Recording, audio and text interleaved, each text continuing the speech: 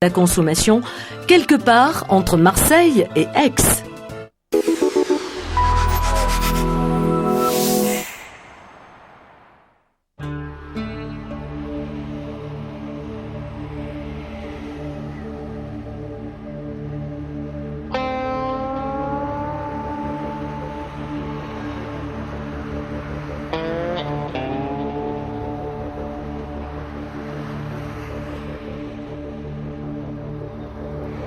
À l'entrée de plan de campagne, il manque un panneau. Bienvenue dans la plus célèbre zone commerciale de France.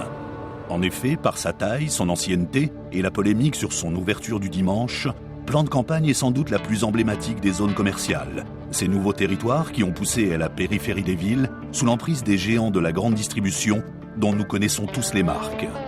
Son histoire est liée au développement du commerce de masse et à l'évolution des modes de consommation. Mais elle reste avant tout celle d'un lieu hors norme, situé quelque part entre Marseille et Aix-en-Provence.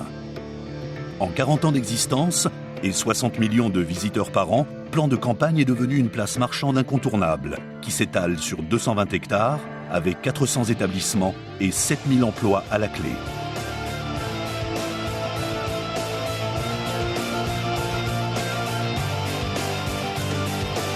Quand on arrive au petit matin, on a l'impression de rentrer dans le Las Vegas du commerce, de voir toutes ces enseignes, tous ces totems. C'est un petit peu atypique, quoi. On va dire, voilà, il y a pas trop de... La notion de design ne rentre pas trop dans la zone de Plan de Campagne.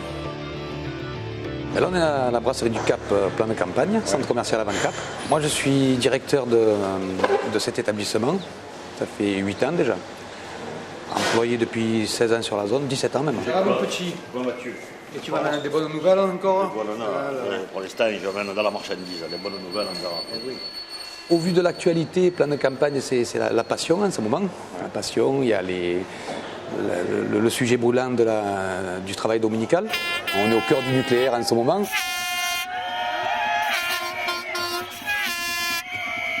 Je hais les dimanches, disait Juliette Gréco, le dimanche, source de conflits perpétuels à Plan de Campagne, cette immense zone commerciale entre Aix et Marseille.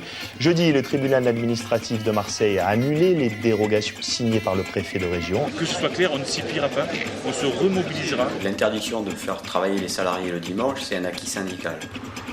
Plan de Campagne représente aujourd'hui un événement comme peut le représenter le stade Vélodrome ou la mer l'été ou Notre-Dame de la Garde. Je serais tenté de dire que c'est un monument historique de la région.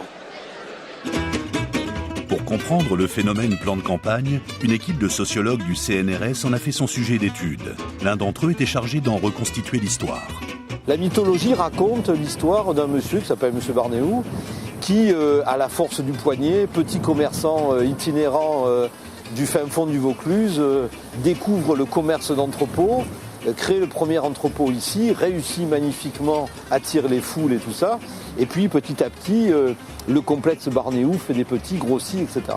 Ça, c'est le mythe. Mais en fait, on s'aperçoit que c'est beaucoup plus compliqué, au sens où l'histoire de Plan de Campagne est complètement liée, petit 1, au développement urbain et, comment dire, assez plein et assez creux. Et deuxièmement, à toute l'histoire sociale, économique de cette région, liée en l'occurrence à l'arrivée des pieds noirs. Dans les années 60, donc arrivent pas mal de pieds noirs sur Marseille, évidemment, qui achètent tout ce qui bouge. Et un petit groupe de pieds noirs sont les derniers à arriver, qui sont des commerçants, qui arrivent à Marseille beaucoup plus tard. Ils arrivent en 66, et comme ils m'ont dit très simplement, il n'y a plus rien à vendre sur Marseille, plus rien à vendre sur Aix, plus rien à vendre sur Vitrolles. Et donc ils se rabattent ici sur des terrains qu'ils achètent, les derniers terrains qui restent à acheter à des prix à peu près acceptables sur la zone. Situé à 14 km de Marseille, le petit village de Cabriès se dresse sur un piton rocheux au milieu de la campagne aixoise. En fait, Plan de Campagne, ce sont des terrains marécageux agricoles qui intéressent personne et qui sont classés dans le développement urbain, zone, même pas zone agricole, c'est-à-dire zone vide, quoi, rien. On se regroupe à 14 pieds noirs. 14, ça je savais pas. 14. Et on dit, il y a un de mes copains, Pinelli, c'est lui d'ailleurs, je dois lui rendre hommage, c'est lui qui a trouvé l'endroit d'ici, de Bornéo. Il m'a appelé, il m'a dit, viens voir cet endroit-là, regarde, il y avait des champs. Il me dit, là, il faut construire quelque chose. Les Marseillais nous ont dit, mais ils sont complètement fadas, ces pieds noirs. Les construire là-bas, dans la campagne de bâtiment, ça rime à rien. Vous voyez, oui, on nous a pris pour des dingues. Ils ouvrent 2 entrepôts, à leur grand étonnement ça marche, et dans les loueurs de ces entrepôts, il y a un monsieur qui s'appelle Barnéou, et qui va développer le concept, etc., et appliquer en fait au commerce d'entrepôts les méthodes qui sont celles de la vente qu'il pratique sur les marchés auprès des paysans. Il avait un fourgon, un fourgon Citroën. Le même fourgon qu'on voit dans un petit film, des fois à la télé, Louis la Brocante. Eh bien, c'était le même qu'il avait. Il vendait les machines à laver, les premières qu'il y avait. C'est le grand boom de l'électroménager, et Barnéou a le nez, le pif, parce qu'il a quand même du pif commercial, d'aller chercher aux États-Unis directement les marques, sans passer par des grossistes, à une époque où tout le système commercial est d'un archaïsme total.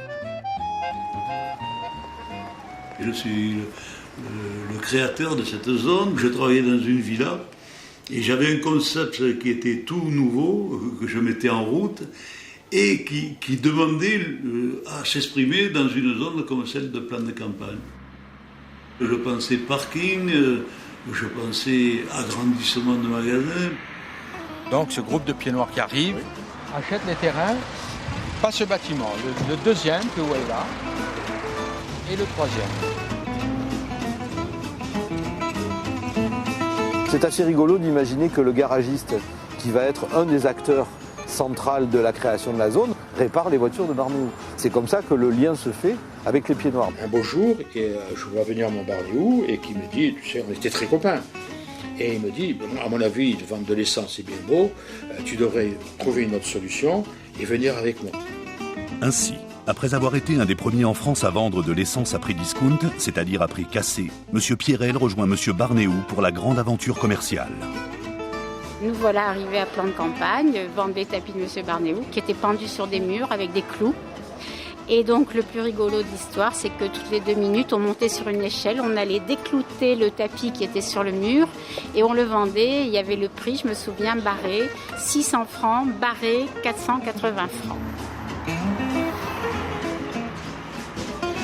Les gens, ils achetaient, il y avait la queue pour acheter. Ah, ouais, c'était quelque chose. Non, il fallait voir, il fallait connaître. Moi, j'ai connu, dommage, je n'ai pas pu le filmer à l'époque, j'aurais dû les filmer. Il y avait 60 boutiques là. Alors, il y avait les marques de télé, il y avait les marques d'électroménager. Chaque fois que le représentant il arrivait, il payait à boire aux vendeurs parce qu'ils vendaient leurs marchandises. Il payait le digestif, de retourner les yeux. À l'époque, ça marchait bien. Et il n'y a plus de représentants, il n'y a plus rien. Tout se passe au sommet maintenant. Hein.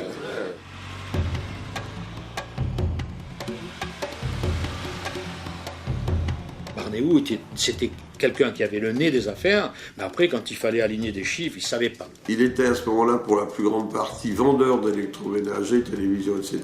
Il était la terreur des petits commerçants parce qu'ils vendaient avec une très faible marge, et malheureusement, son compte d'exploitation s'en ressentait. Alors j'ai fait le nécessaire pour arrêter complètement ces ventes d'électroménager, télévision et des particuliers, à fermer 2 boutiques. Et là, l'idée de génie, il dit... Vous faites du meuble, vous faites de l'électroménager, vous faites un tas de trucs, des tas de choses. On ne va plus faire ça. Barnéou va devenir un loueur de surface. Il a dit à Barnéou, on ne vendra plus rien, mais on va louer à tous les gens. Vous voulez du meuble? Et ben, à l'époque, c'était Mobis. Et ben, Mobis, vous allez prendre 2500 mètres chez nous, et puis vous allez nous payer 10, 12, 15 francs, j'en sais rien. À l'époque, c'était des francs. Hein. Et j'ai fait venir ici M. Pierre Guichard, qui était le président de la société Casino, pour lui montrer la zone et lui demander s'il était intéressé par installer un hypermarché ici. On m'a répondu oui. J'ai donc été chercher tous les terrains nécessaires pour qu'il vienne s'installer et qu'il obtienne les CDUC. Eh bien, la loi Royer a créé depuis le début de l'année, dans chaque département, une commission chargée d'autoriser ou non l'implantation de grandes surfaces. Le but est de stopper une multiplication anarchique de ce nouveau commerce et de rétablir une concurrence plus loyale entre le petit et le grand commerce. Donc les gros casinos, Auchan, tout ça, se retournent vers Barnéou et l'équipe qu'a mise en place, Frilet, hein, en disant, bon, on a besoin de permis, on a bien compris que sans les commerçants indépendants, hein, les petits commerçants indépendants, on n'arrivera pas à avoir de permis. Donc on va se cacher derrière vous, vous allez demander les permis, hein, et puis nous, on fera l'alimentaire, le gros morceau, et vous garderez la galerie marchande. L'arrivée du groupe Casino marque une étape importante dans la constitution de plans de campagne. La route départementale qui la traverse devient alors une zone frontière qui délimite 2 secteurs. Le sud sera le territoire des grandes enseignes et le nord restera celui des petits commerces. Casino s'était fait de l'autre côté, toute la clientèle était dans le secteur sud, et nous, au côté nord, on n'avait rien. Donc je cherchais par tous les moyens de trouver une solution pour amener du monde. Et c'est là, de l'autre côté, il y avait une ébauche de marché forain avec Albert Manoukian, qui était le représentant des travailleurs itinérants. Ils vont dans les galeries, puis ils viennent sur le marché forain, ils vont dans les enseignes. Nous avons les plus grosses enseignes de France, ici implantées à Barnéon. Donc ils payaient pratiquement pas de loyer, mais ils me portaient, à un moment donné, ils déplaçaient 30 000 personnes le samedi. Et c'est comme ça que j'ai, si vous voulez, valorisé tous les secteurs nord de plan de campagne.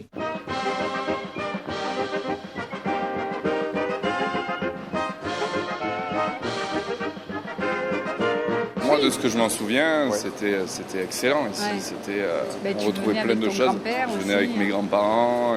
C'était la sortie du dimanche. C'était vraiment... J'ai encore des images de cette époque. Il y avait une fête foraine qui venait s'installer il y a très très longtemps. On avait l'âge des petits, on avait les enfants. On venait à pied, on venait à pied, de septembre.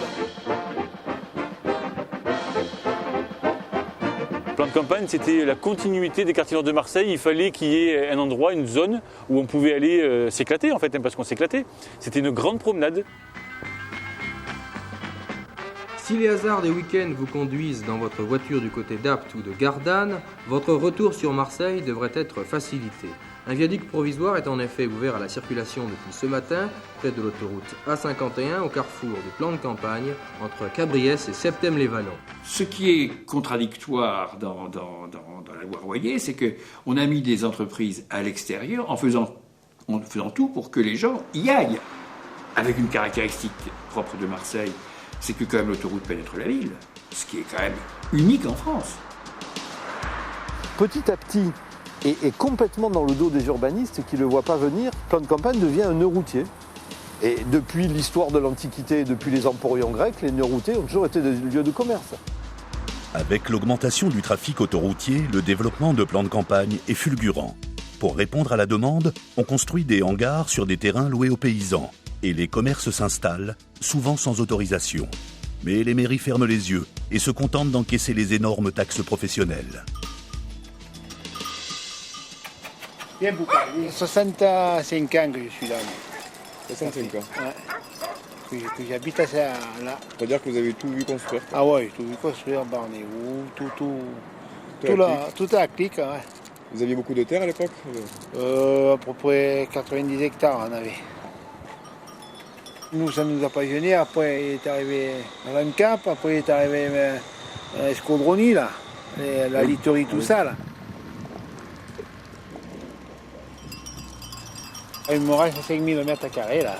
Le registre, hein, mais personne n'avait m'emmerdé. Hein. Ouais. Non.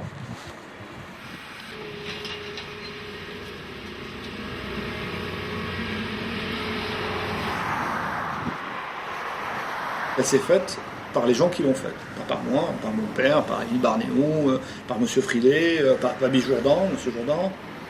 Chacun d'entre eux a apporté qui a éclairé sa rue qui en fait c'est une rue publique, hein.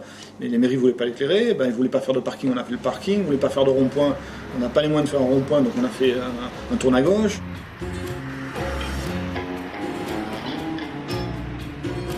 Les communes de Cabriès et d'Épagny-Mirabeau, pendant 40 ans, ne se sont absolument pas préoccupées de ce qui se passait à plan de campagne. Comme si plan de campagne était quelque part une entité un peu en dehors de la sphère des pouvoirs publics et des collectivités locales.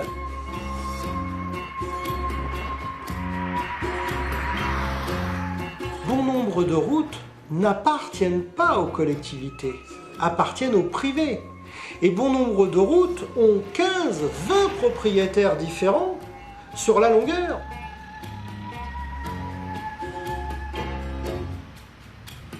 Il y a 3 communes sur le centre commercial. Il y a Septème-les-Vallons, il y a Calas-Cabriès et les Pins de Mirabeau.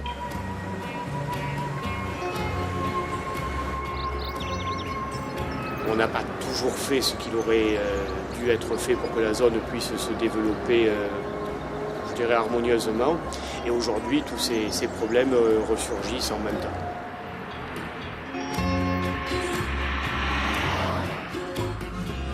Ça manquait véritablement de coordination entre les deux communes, voire même avec des services de l'État, où véritablement Cabriès jouait un petit peu la commune indépendante.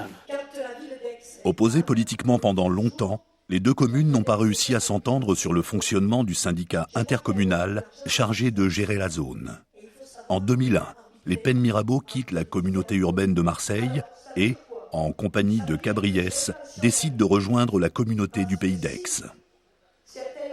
Il y a eu des difficultés, bien entendu, avec les édiles marseillais qui ont dit « mais plan de campagne, c'est l'argent de Marseille, et par voie de conséquence, c'est pas normal que ça rentre dans l'intercommunalité du Pays d'Aix ». Les problèmes institutionnels en France sont compliqués, enfin les problèmes territoriaux d'évolution sont très compliqués parce qu'on a une superposition parfois utile, parfois concurrentielle entre différentes instances, et ici elle est très manifeste, c'est évident. Tout le monde amnésie cette ville en train de se faire, parce que la ville c'est Marseille, c'est Aix, et ce qui se passe entre, c'est pas de la ville, or c'est de la ville. Pendant très longtemps, la ville elle a poussé, elle a grossi par extension des centres. Aujourd'hui, on est dans des processus de croissance des villes beaucoup plus complexes, puisque les villes sont multipolaires. C'est-à-dire qu'il y a plein de centres, il y a plein de périphéries, et les villes croissent en se rejoignant en fait. En gros, la ville pousse par le milieu, quoi, pour le dire comme certains le disent.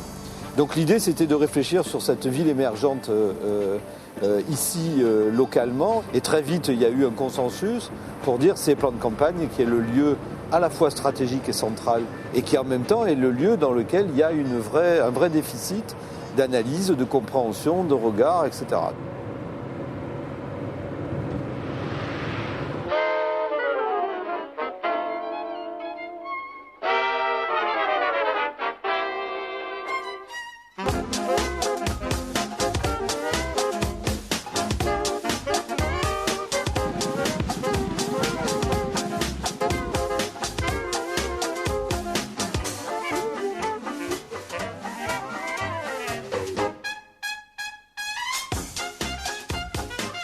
On ne va pas à plan de campagne uniquement pour faire du commerce, on va à plan de campagne pour aller déjeuner, dîner, la multiplication des restaurants qui ont eu lieu, pour faire du lèche-vitrine, hein, comme on faisait du lèche-vitrine dans les centres-villes, mais c'est un autre type de lèche-vitrine, et puis après les cinémas, les choses comme ça.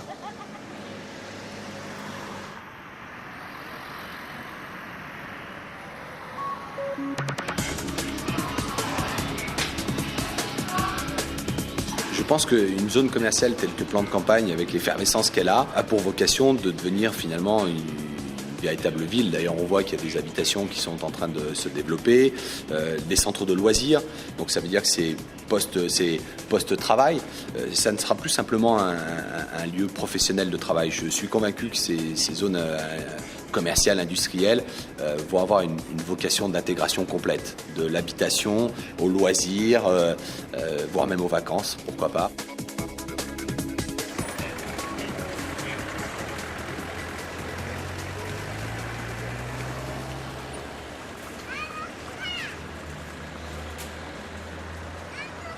Où est-ce qu'elle est la centralité métropolitaine aujourd'hui? Elle est à plan de campagne. Voilà.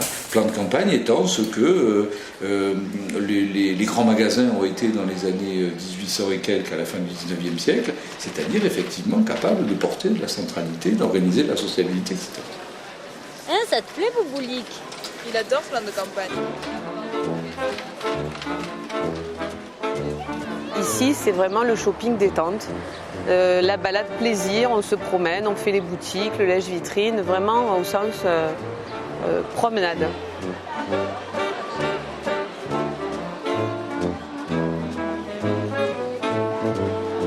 La zone et la galerie a aussi un rôle social. Et, je veux dire, on voit beaucoup de garçons et de filles se rencontrer ici. Moi-même, j'ai rencontré mon épouse au magasin. Je veux dire, c'est aussi un centre de vie.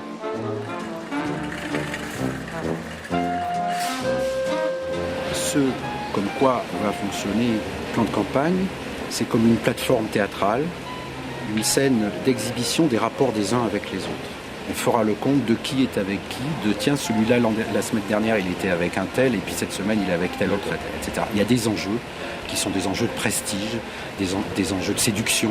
Bon, c'est des espaces tremplins d'épreuves pour tester sa popularité vis-à-vis de ses copains. Et donc là, il faut qu'il y ait un minimum d'action, il faut qu'il y ait un minimum de visibilité, il faut qu'il y ait un minimum de parcours. Et ceux-là, ils sont un petit peu à côté, ils injectent un peu de vie, un peu d'animation dans la zone. Le rôle des lieux commerciaux et des rencontres commerciales devient plus important qu'avant. C'est plus simplement quelque chose où, pour satisfaire des besoins, c'est quelque chose où on va en partie se construire. Nous sommes dans une société où le travail a perdu son rôle central de définition de nos identités. Il faut bien trouver une autre identité. Qu'est-ce qu'on fait quand on ne travaille pas ? Les Américains disent, mais quand on ne travaille pas, on consomme.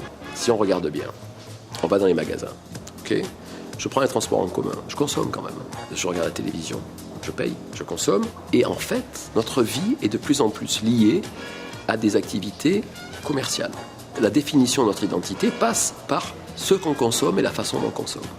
C'est là qu'on passe d'une consommation purement fonctionnelle à une consommation symbolique et souvent passionnelle. Qu'est-ce que c'est qu'alimenter une relation, un rapport au sein d'un groupe, si ce n'est échanger à jet continu, éventuellement à flux tendu, des appréciations sur ceci ou sur cela. L'étalage conflictuel de goût, de préférence, de mépris, d'enthousiasme, que Plan de Campagne soit un théâtre marchand, c'est une évidence. Que ce soit le lieu de l'aliénation, je pense pas du tout.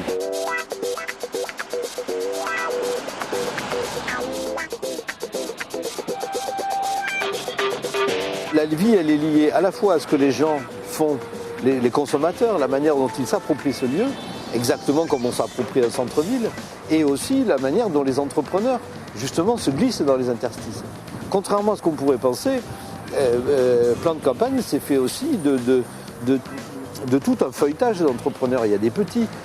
Les derniers mois où on était ici, on a commencé à voir arriver des Chinois.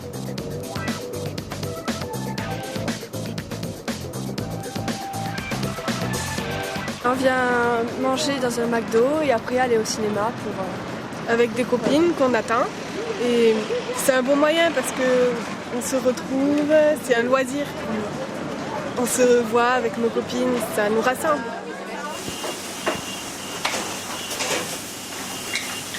Plan de Campagne, il y a beaucoup de monde, il y a le cinéma à côté. Faut aller vite. Samedi, dimanche, le week-end, c'est blindé. Non.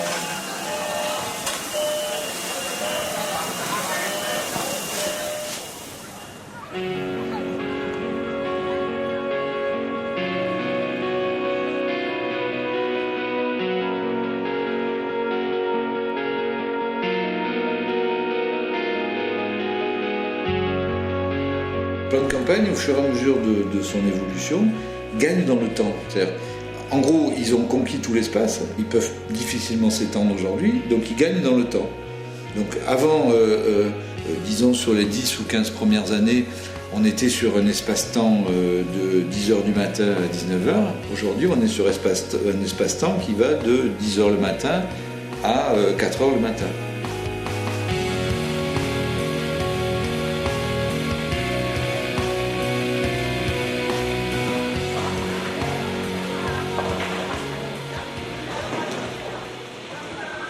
Venez au bowling, c'est de la bombe la famille, c'est de la bombe. Comme ça. La venue des loisirs dans le plan de campagne s'est faite par petites touches et tout doucement, ces loisirs ont pris de plus en plus d'importance et sont devenus maintenant incontournables. On a senti cette évolution et je crois surtout dans les années 2002-2003.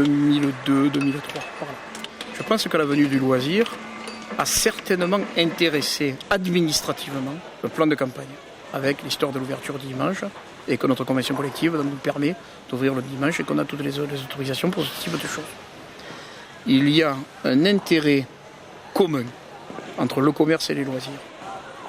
C'est un mètre de bière. C'est pareil qu'une girafe, sauf que c'est un mètre.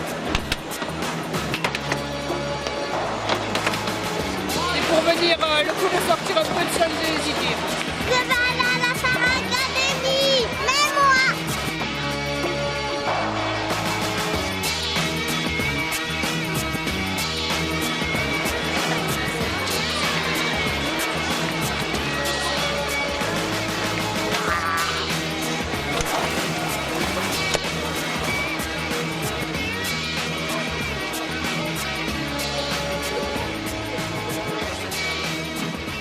Cinéma, bowling, restaurant, Plan de Campagne attire un nouveau type de clientèle.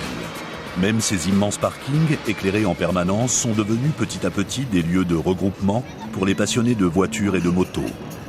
Comme une sorte de Las Vegas au milieu de nulle part, ces néons continuent de briller inlassablement.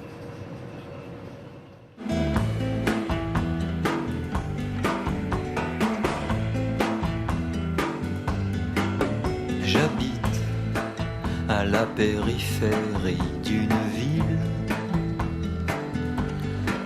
À côté de ma maison, il y a des tas de maisons qui ressemblent à ma maison. Le samedi, à mon hyper, je file.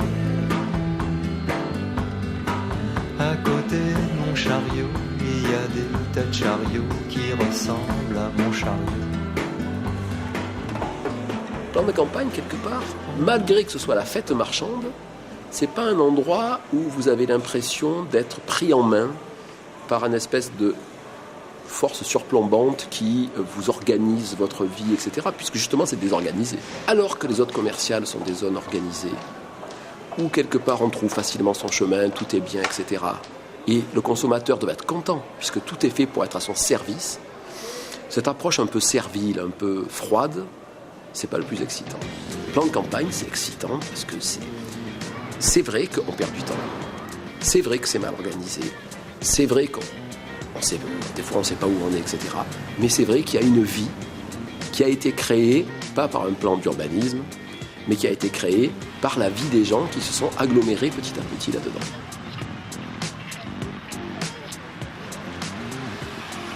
Et c'est le côté foire qui avait été donné à la base, qui est resté ancré, je pense, dans les mentalités.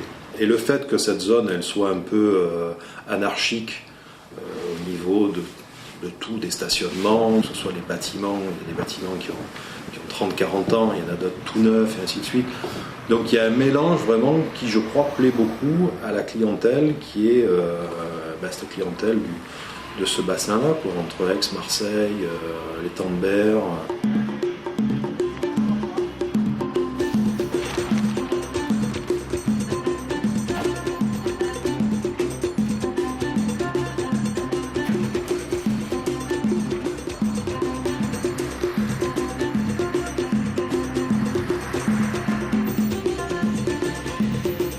Les zones comme plan de campagne, ils ont réinventé le commerce traditionnel, la logique du commerce traditionnel, la logique du souk de Damas ou n'importe quoi. C'est-à-dire que les concurrents sont à 5 mètres l'un de l'autre, on peut passer de l'un à l'autre pour voir quelle concurrence.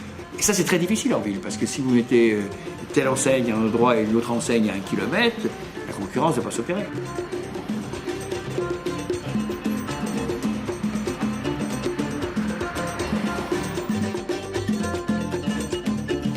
Aujourd'hui, quelle zone commerciale peut avoir 2 énormes implantations de magasins spécialisés dans le bricolage? Quel équipement commercial peut avoir un hypermarché, un supermarché, 3 hard discounters sur... C'est pas possible. Et pourtant, ils vivent tous. Pourquoi? Parce qu'ils offrent tous leur pierre à l'édifice en satisfaisant chacun un morceau de la clientèle.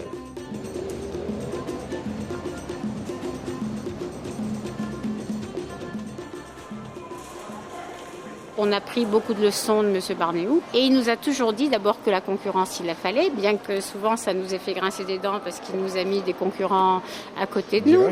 Et puis quand on allait se plaindre, il disait « mais tu n'as rien compris, c'est comme ça qu'il faut que ça marche. Si tu as un concurrent, tu vas te bouger le derrière, tu vas aller chercher des prix, tu vas aller chercher des bons produits. » Et effectivement, c'est lui qui avait raison.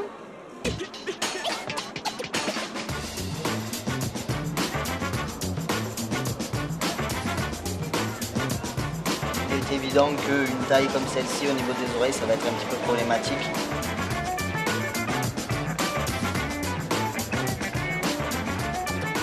Une des choses qui est fondamentale à Plan de Campagne, c'est qu'il n'y a pas de leader, de firme leader, qui contrôle et qui verrouille.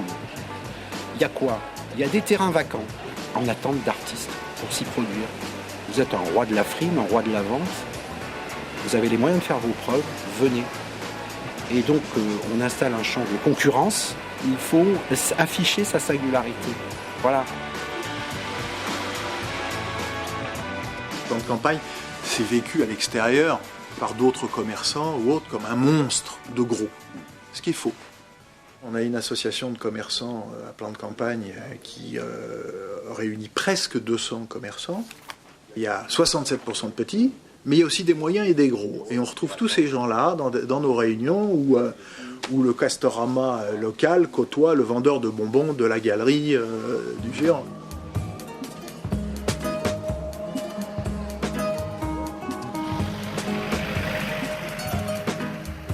Ce que j'ai même trouvé d'intéressant dans l'association qui a été créée, c'est justement que des commerçants, des responsables d'entreprises, salariés, d'autres propriétaires, soient capables justement de faire l'impasse sur la notion de concurrence, où on est au-dessus de l'enseigne, où on se bat vraiment pour du commerce. Voilà, on se bat pour avoir des clients, tout simplement. Après, quand les clients sont là, je dirais que le meilleur gagne. C'est un lieu qui a de la réserve de sens, toujours. Il y a ici des coins, des recoins, des coins sombres, des niches et tout ça, que les gens s'approprient. Voilà.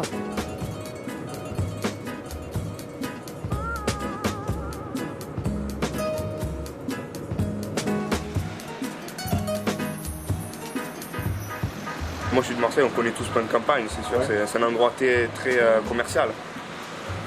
Il y a 5 millions de voitures qui passent dans la journée. S'il attrape les 1%, ça fait quand même une bonne recette normalement. Là, ici, la Girelle, la Rascasse, le Verdau, le Saran. C'est une zone très plastique, Plan de campagne. C'est en permanence mutation parce qu'au fur et à mesure que des nouvelles populations arrivent ici, ils se réapproprient le lieu. Tout le monde fréquente cette zone-là. On ne peut pas dire qu'il y a une population particulière qui vient sur la zone de Plan de campagne. Tout le monde vient, tout le monde visite la zone. Aujourd'hui, nous, on a l'idée et l'envie de faire émerger une identité de la zone autour de ce territoire, quoi, de définir un territoire de centre-vie.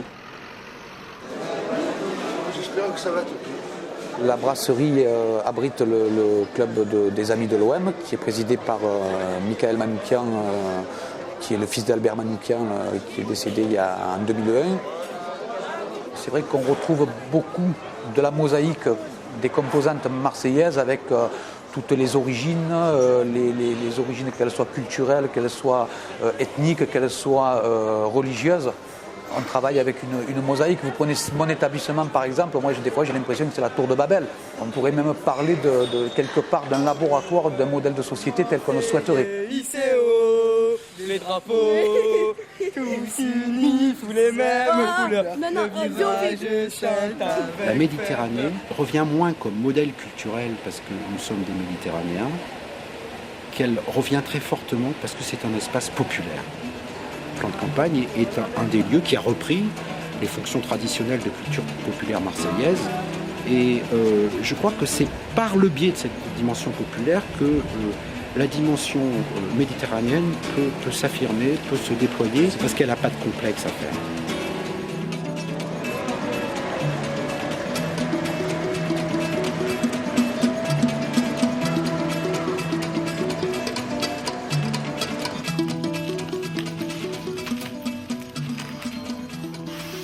C'est une autre culture et une approche... C'est vrai que c'est pas du tout la même façon de travailler que dans le Nord, par exemple. Les clients sont très différents, sont très excessifs dans leurs réactions. Après, il faut apprendre à les connaître. Au départ, c'est quand même un peu surprenant. Et puis, on se retrouve vite avec des réactions très, très agressives. Et puis, vous vous rendez compte que les mêmes clients qui vous ont insulté une semaine avant, vous les retrouvez dans le magasin comme si de rien n'était, quoi, une semaine après.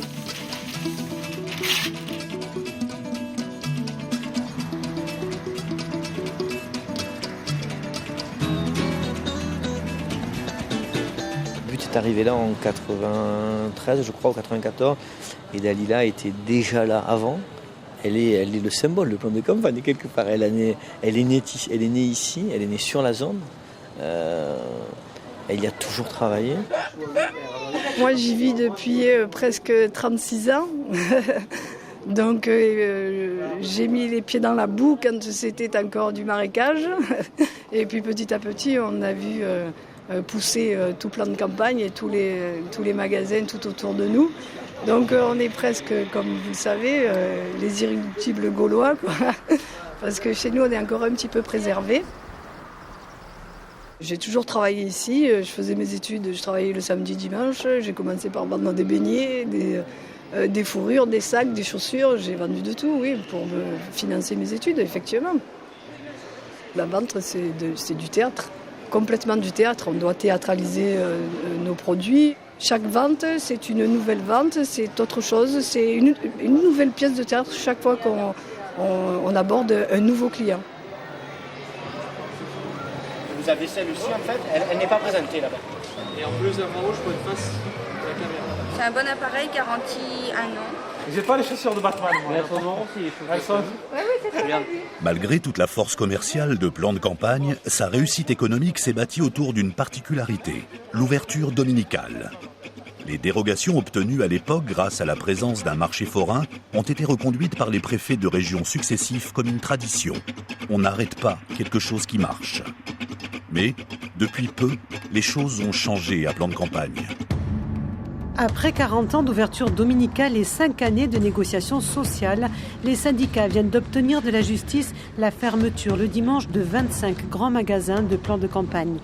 La première crise grave autour de l'absence d'autorisation remonte à 2001.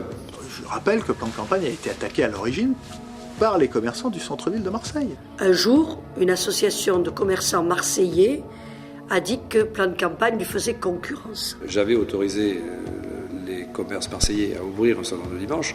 Très peu ont utilisé cette autorisation. C'est-à-dire que les commerçants de Marseille n'ont pas forcément envie de travailler le dimanche. Donc ils ont attaqué les arrêtés du préfet qui étaient pris récemment, pas pour tout le monde, mais parce que c'était une habitude. Donc on laissait faire les choses. Et ces commerçants ont attaqué. Et au plan du droit, dans la loi, ils ont gagné. Et on est arrivé à un protocole d'accord, une convention, qui a été signé par les commerçants, leurs syndicats, par tous les syndicats sauf deux, la CGT et la CFDT. Ils avaient signé un accord avec la volonté de ne pas le respecter.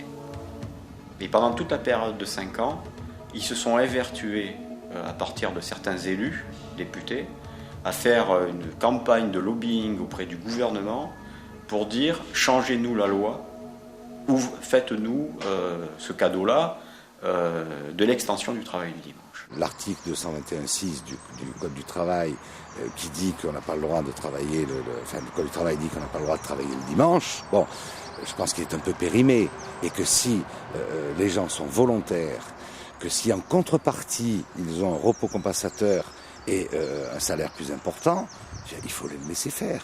Quand on est rentré en jeu, c'est suite à l'arrêt de la Cour d'appel administrative qui a confirmé l'annulation des arrêtés en disant « cette ouverture est illégale, elle ne correspond pas aux normes du Code du travail qui permet à certaines entreprises, dans certaines conditions, d'ouvrir le dimanche. » Sur les 167 magasins bénéficiant de l'ouverture légale du dimanche, seuls 25 parmi les plus gros sont concernés par la décision de justice. Leur fermeture devrait être appliquée dès ce dimanche, mais les commerçants restent solidaires entre eux. S'il y a 2 millions de visiteurs tous les mois sur Plan de Campagne, c'est pas par hasard, c'est parce que ça correspond à un réel besoin. Donc nous, on continuera la mobilisation. Pour l'instant, on est arrêté par une décision de justice. On espère que la loi va nous aider et qu'on va s'en sortir.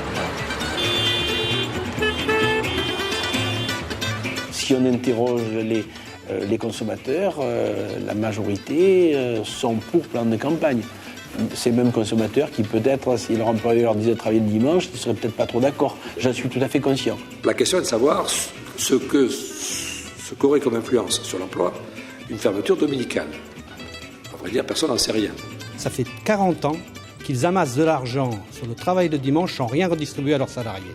Donc ils ont les moyens non seulement de préserver l'ensemble de l'emploi, mais y compris de maintenir le pouvoir d'achat des salariés qui est très faible dans le commerce. On s'est rendu compte que pour une bonne part, leur salaire sur cette zone-là était en dessous du SMIC. On a besoin de bosser, monsieur Sarko. Alors vous nous autorisez à ouvrir, hein? Autrement tous se retrouver au chômage dû. On ne sait pas si la semaine prochaine on sera ouvert ou fermé. Et voilà, et chaque semaine c'est pareil. Jusqu'à ce qu'il y ait une autorisation définitive donnée par le préfet. Du moins à la base quand on vient travailler à Plan de Campagne, c'est pour travailler le dimanche. On le sait. Les salariés de plan de campagne, ils ont fait la richesse de plan de campagne depuis 40 ans. Ce n'est pas les employeurs ni les syndicats qui feront qu'on permettra la fermeture de la zone au détriment des salariés. Ça sera hors de question, mais hors de question. C'est clair que l'impact financier sur un salaire qui est au SMIC, c'est très important, les 4 dimanches sur un mois. Il faut savoir qu'il y a beaucoup de salariés sur plan de campagne qui toucheraient entre 700 et 900 euros s'ils n'avaient pas cette prime du dimanche. Ne plus donner d'arrêté de dérogation d'ouverture le dimanche, c'était quand même prendre des risques en termes d'emploi.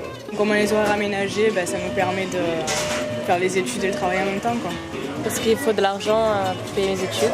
Tous les jours, je suis à la fac, donc du coup, c'est que le week-end, je peux travailler. Donc c'est pour ça que je suis contente que c'est ouvert dimanche. L'essentiel, c'est qu'on nous laisse le choix, en fait. Voilà. On ne nous l'impose pas, donc on nous laisse le choix de travailler. Pour nous, on a toujours connu cette ouverture du dimanche, donc oui, on veut que ça continue. Et ceux qui y travaillent veulent que ça continue aussi. J'ai toujours dit que je trouvais qu'il y avait sans doute mieux à faire que d'amener ses enfants passer le dimanche dans les magasins de meubles et de fringues. Mais je constate que le plan de campagne, c'est la sortie préféré des Marseillais en hiver. Le plan de campagne ouvert le dimanche, c'est quelque chose. Moi j'ai 36 ans, j'ai toujours connu. Bon, c'est vrai qu'on ne vient pas tous les dimanches, on vient même pas très souvent. Mais quand on vient, ça fait partie de la culture locale en fait. Il y a une évolution dans le loisir, il y a une évolution dans la société, dans la manière de consommer, qui fait qu'aujourd'hui, on va plus volontiers à plan de campagne que dans les calanques. Aller promener en colline, à la garrigue. Mais non, il y a aussi, on n'a pas tous les dimanches promener dans la garrigue. On peut aussi aller faire des achats avec les enfants, consulter les enfants, promener, se faire un McDo, un ciné. La majorité des Marseillais viennent ici.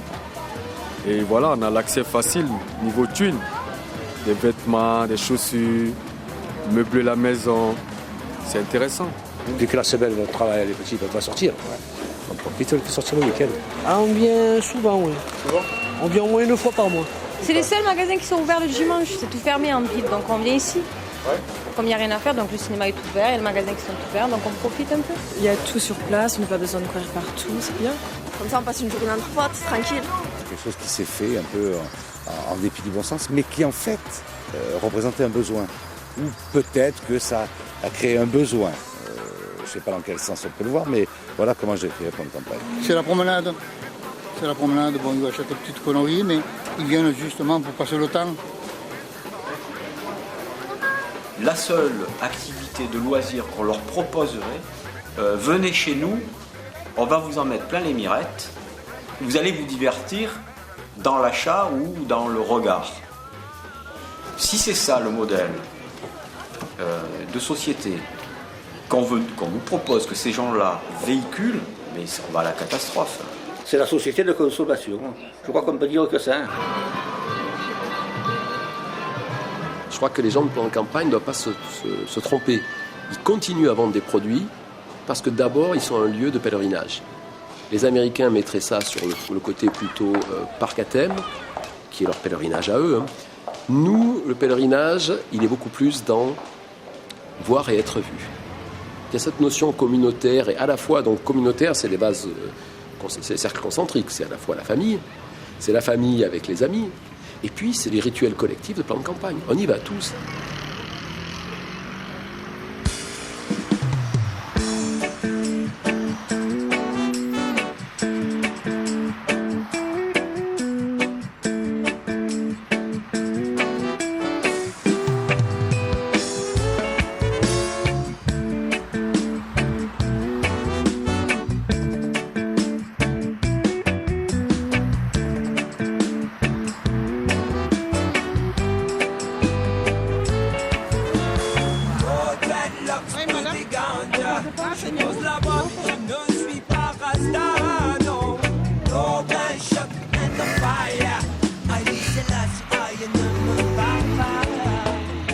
De 10h du matin le dimanche à 19h le soir, le plan de campagne n'est qu'un gigantesque embouteillage.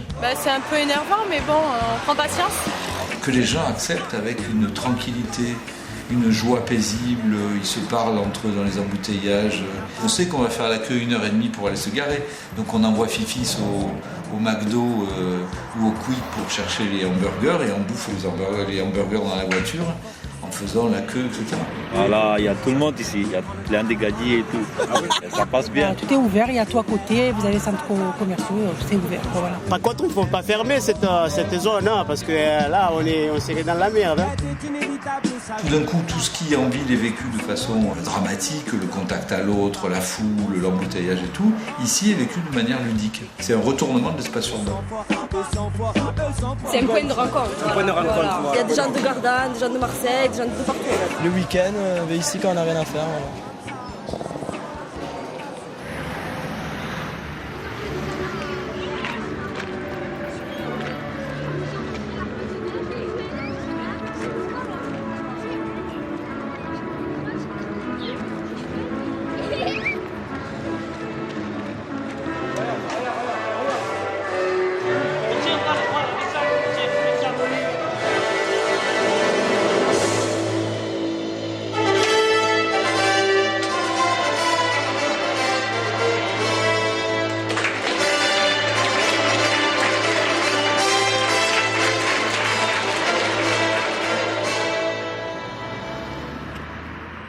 Moi, je découvre avec stupéfaction, parce que je le dis avec stupéfaction, des Corses qui viennent le week-end, une fois par mois, qui s'installent dans l'hôtel F1 qui est ici, et qui viennent et qui passent tout le week-end à acheter, et qui dorment à l'hôtel, et qui achètent, qui remplissent sa voiture et qui repartent le dimanche soir par le bateau à Bastia ou à Ajaccio. On vient de la Haute-Savoie. Tous les ans, on vient passer 4-5 jours ici parce qu'il y a des prix très intéressants. Et c'est super, quoi. Il y a tout ce qu'il faut, on est bien. Il y a tout pour être heureux ici, c'est vrai. Les responsables politiques doivent se poser la question de comment j'organise la ville, les lieux de vie, pour que les gens puissent se rassembler autour d'autre chose qu'un bien de consommation. En fait, les gens vont y passer les jours de vacances, vont y passer leurs loisirs de fin de semaine, parce qu'ils ont la vie à cet endroit-là. Et on peut acheter à moindre prix. Il y a tous les prix à Plan de Campagne. Ce sont les Marseillais qui vont porter de l'argent à Plan de Campagne, et nous ne récupérons rien en taxes professionnelles. Tout va dans la communauté d'agglomération du Pays d'Aix. Et nous frottons avec un oursin. Marseille est une ville centre, capitale, qui a toutes les charges lourdes d'une ville capitale, mais elle n'a pas les ressources d'une ville capitale parce que les commerces, notamment, ne se trouvent pas à Marseille. Ils se trouvent dans un territoire qui est extérieur à la communauté urbaine de Marseille. Mais je ne vois pas comment, un jour ou l'autre, il ne pourra pas y avoir une harmonisation des politiques métropolitaines. Et dans ce cadre-là, Plan de Campagne jouera un rôle de centralité très fort. On va peut-être trouver la solution avec une proposition de loi qui a été déposée le 17 avril au Parlement et qui doit être discutée bientôt, j'espère courant juin ou avant l'été, et qui va nous donner, si vous voulez, aujourd'hui une situation juridique beaucoup plus stable. L'idée, mes amis, aujourd'hui, c'est de bloquer pour débloquer. Même si les employeurs lâchent le morceau, nous, en tout cas, on n'est pas manipulés, encore une fois, et on fera encore plus que ce qu'on a fait. On fera du spectaculaire, on fera certainement du plus dur que ce qu'on a fait, mais les salariés de Plan de Campagne ne lâcheront pas les 250 € ou leurs 350 € qui leur permet de faire manger leur famille, de faire manger leurs enfants, de prévoir un avenir à leurs enfants. Ça, il faut que tous les acteurs de ce dossier-là, le dossier de Plan de Campagne, se le mettre dans la tête, les salariés ne lâcheront rien sur l'affaire. Une centaine de véhicules, près de 500 personnes ont mené une énième opération escargot d'une quinzaine de kilomètres. Escortés par la police, les commerçants ont bloqué l'autoroute pendant plus de 2 heures.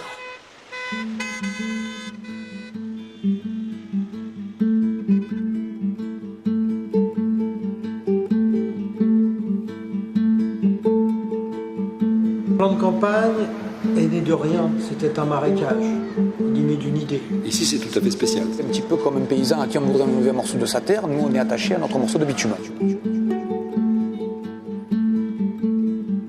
Comme pour un colosse au pied d'argile, l'avenir de Plan de Campagne est incertain. Entre la menace d'une fermeture définitive, la concurrence des autres zones qui émergent et la flambée du prix de l'essence, tout ce sur quoi elle a fondé son économie est remis en question. elle pourra sûrement trouver des solutions à ces problèmes, comme elle l'a déjà fait par le passé. Elle nous renvoie néanmoins à la question du rôle social de ces nouveaux territoires urbains. Pas tout à fait des villes, pas tout à fait des parcs à thème, ils deviennent pourtant des lieux de vie créés artificiellement par le commerce. Marseille est née il y a 2600 ans de cette même activité. Mais les temps ont changé et le commerce s'est mondialisé. Qu'adviendra-t-il de Plan de Campagne, cette cité marchande qui lui ressemble tant? Née de rien, certains disent qu'elle deviendra une place centrale dans la métropole en construction. D'autres s'aperçoivent que selon le mouvement des cycles de vie, les villes réagissent, modernisent leur centre-ville avec des secteurs piétonniers qui attirent commerce et consommateurs. En attendant, sous les métamorphoses de la lumière qui change, la vie continue, au loin, dans la cité du négoce. Che vecchio senso trima la vita smaculita. Che vecchio senso trima la vita smaculita. Si leva duro e travaglia tutta la giornata. Si leva duro e travaglia tutta la giornata. Si sa plena che sta finca la retirata. Si sa plena che sta finca la retirata. E fare le picciuche vese su cala di mangiata. Pagare che di e mangia su un camen de salada. Mi pare travaglia tu, insegna sta vita. Mi pare travaglia tu, insegna sta vita. Che vecchio senso trima la vita smaculita. Che vecchio senso trima la vita smaculita. Su un cocagnolo to compare alla Ferrari. Su un cocagnolo to compare alla Ferrari. E uno Jaguar 100 kg complementari. Uno Jaguar 100 kg complementari. Da fare il museo e le cule con un basso. E se passo di tu prende da fare.